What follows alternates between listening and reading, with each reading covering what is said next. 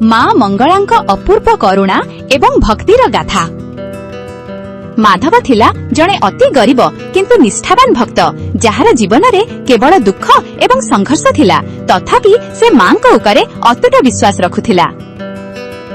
ଅସହ୍ୟ କଷ୍ଟରେ ପଡ଼ି ମାଧବ ମା ମଙ୍ଗଳାଙ୍କ ମନ୍ଦିରକୁ ଗଲା ଏବଂ କାନ୍ଦି କାନ୍ଦି ପ୍ରାର୍ଥନା କଲା ଯେ ତାର ସବୁକିଛି ନେଇଯାଅ, କିନ୍ତୁ ତାର ପରିବାରକୁ ରକ୍ଷା କର।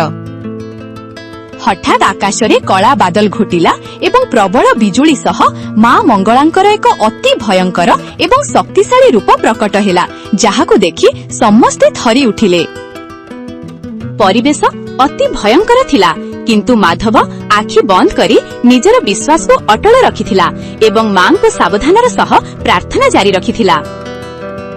ମାଧବର ନିଃସ୍ୱାର୍ଥପର ଭକ୍ତି ଦେଖି ମାଙ୍କ କ୍ରୁଦ୍ଧ ରୂପ ଶାନ୍ତ ହେଲା ଏବଂ ସେ ଏକ ଅତ୍ୟନ୍ତ ମମତାମୟୀ ମାର ରୂପ ଧାରଣ କରି ମାଧବକୁ ଆଶୀର୍ବାଦ ଦେଲେ। ଶେଷରେ ମାଧବର ଜୀବନ ଖୁସିରେ ଭରିଗଲା ଏବଂ ସମସ୍ତେ ବୁଝିଲେ ଯେ ନିଃସ୍ୱାର୍ଥପର ଭକ୍ତି ଏବଂ ବିଶ୍ୱାସ ଥିଲେ ଭଗବାନ ନିଶ୍ଚୟ ସାହାଯ୍ୟ କରନ୍ତି।